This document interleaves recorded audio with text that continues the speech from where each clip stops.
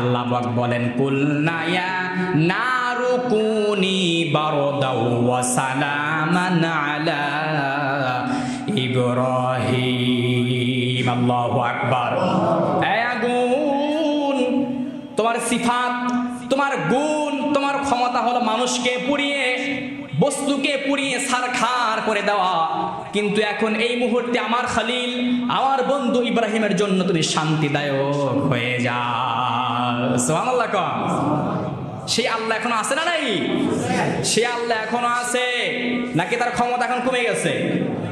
এখনো তার ক্ষমতা কমে নাই, এখনো আছে।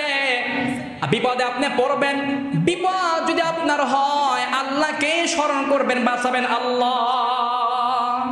ইব্রাহিম আগুনের মধ্যে থাকলেন 40 দিন।